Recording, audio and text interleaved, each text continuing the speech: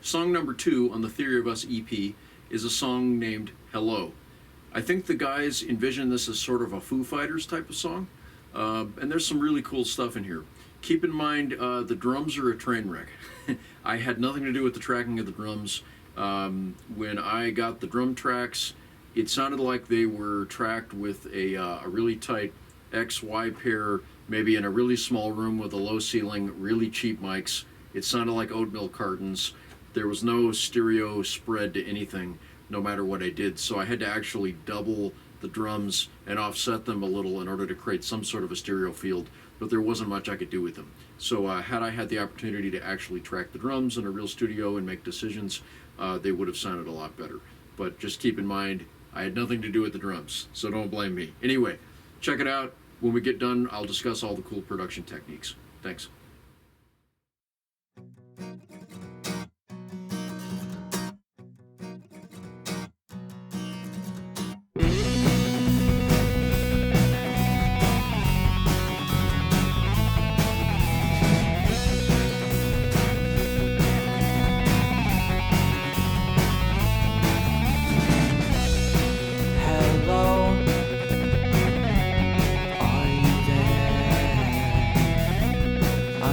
Checking to see if you care. Hello, can you answer? All I'm getting from you is dead static air. It's been too long, I'm here without you. Just one question for you.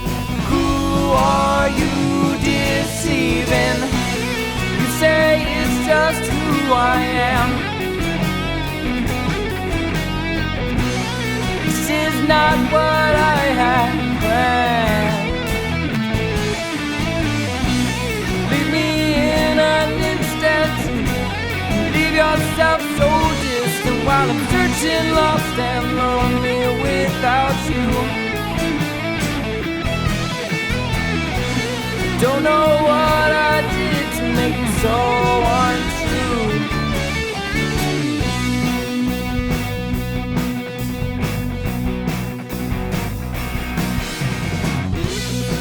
Hello, I think I'm missing something, but to you I'm acting so unfair. Goodbye.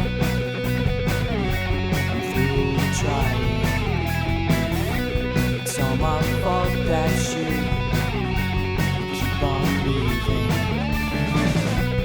It's been too long, I'm stuck here with you.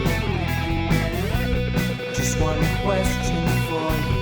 Who are you mistreating? You say it's just who I am. This is not what I had planned. Leave me in an instant and leave yourself so distant while I'm searching, lost and lonely without you. Don't know what I did to make you so untrue.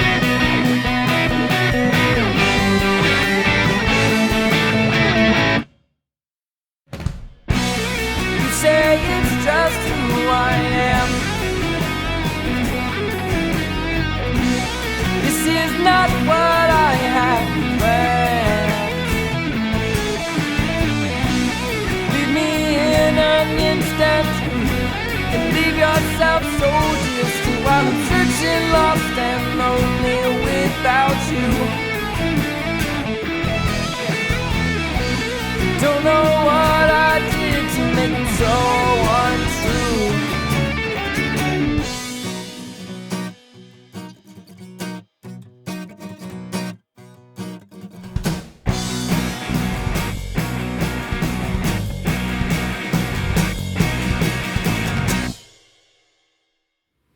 Okay, let's discuss some of the production techniques in the track.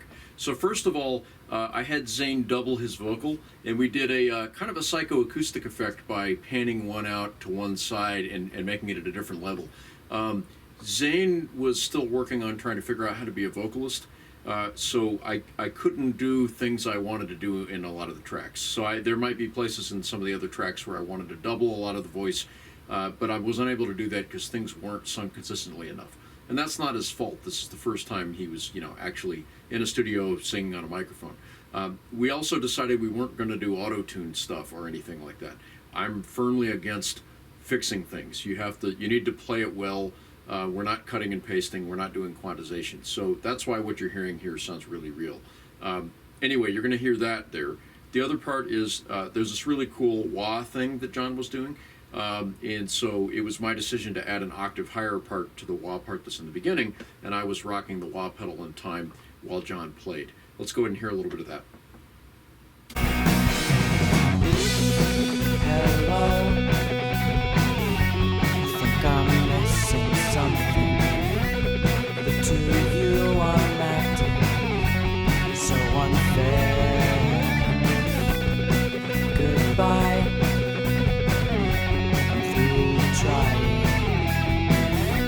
It's all my fault that you keep on leaving. Cool. Now, the next part, there's a cool little, hook kind of fill that John does, the da da da da da da da da kind of part. Now, in the original demos that they had done, John had played it real stiff, like da da da da da da da da, and we really worked a lot. And actually, I worked with the band a lot on these kind of things where we would shape the line. So instead of just playing the notes, I'd work on coaching John through, maybe try bending the note or sliding the note. So we did that. In this part, I think I was using a phase 90 on this to give it a texture against the other tracks. Could have also been the full tone Deja vibe. But let's check a little bit of some of those parts that you hear in here. It's just who I am. This is not what I had planned. Leave me in an instant and leave yourself so distant while I'm searching, lost and lonely without you. Don't know what I did to make it so untrue.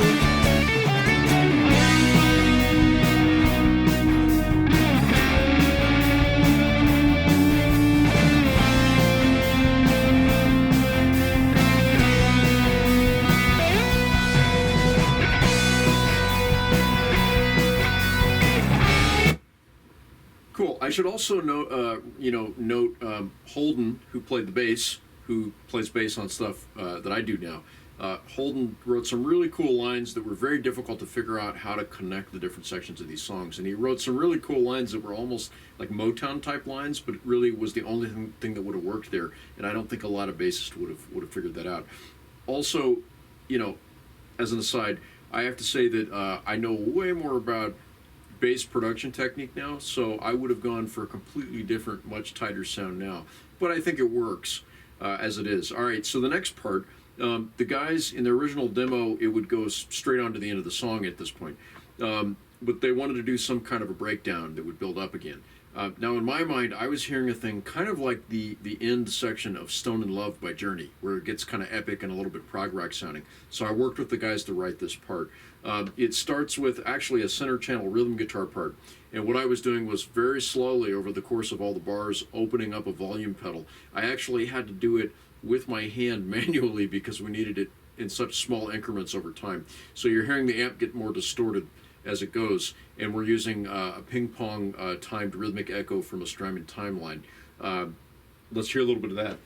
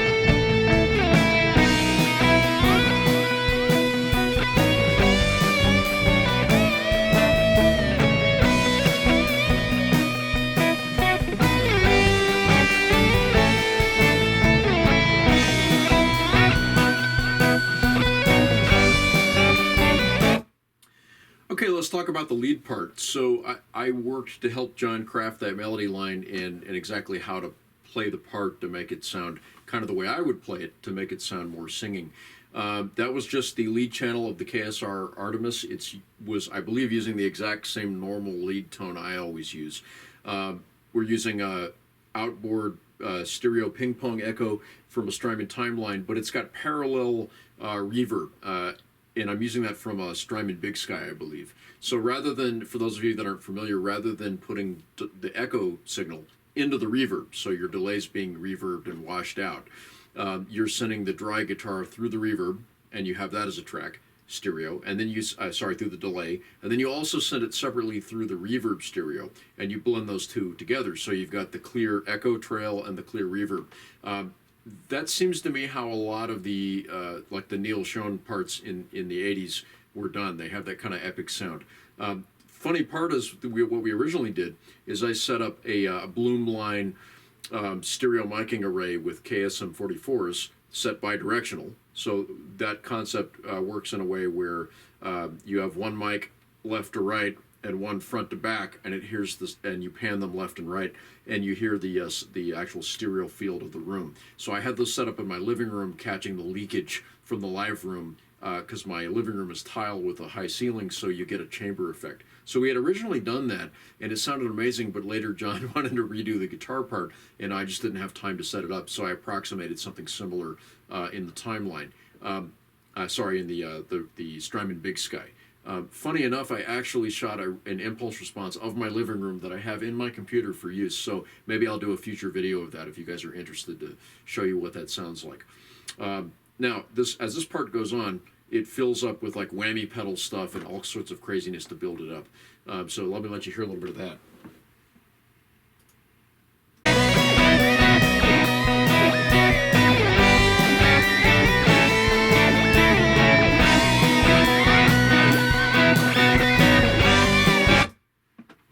Cool, that's about it for that video. Thanks for watching, guys. Please like and subscribe.